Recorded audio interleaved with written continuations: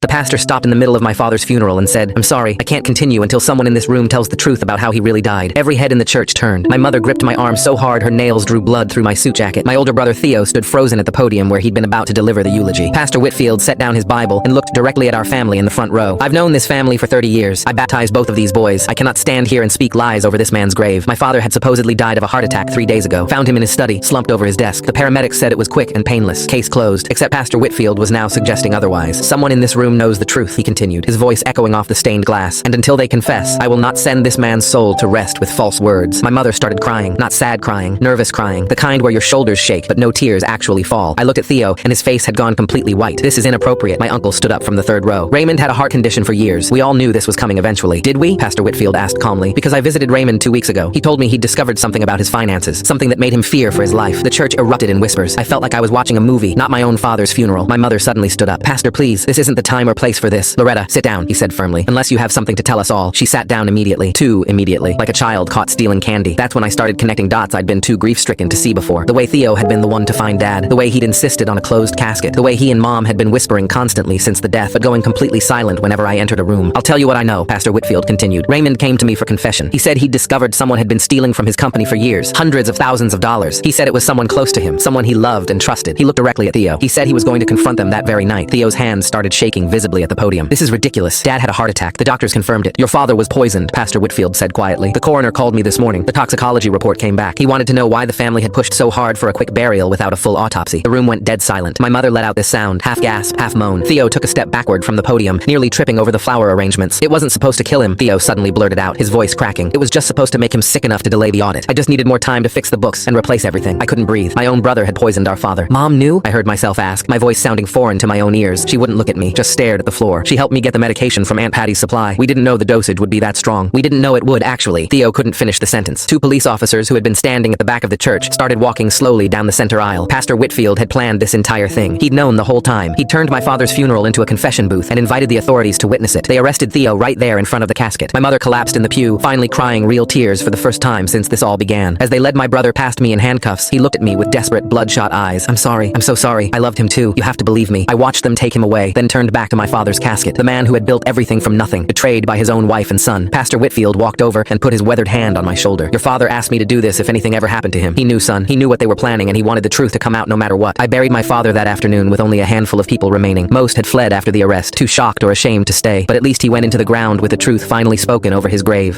Click the link on the homepage to watch the full follow-up for free.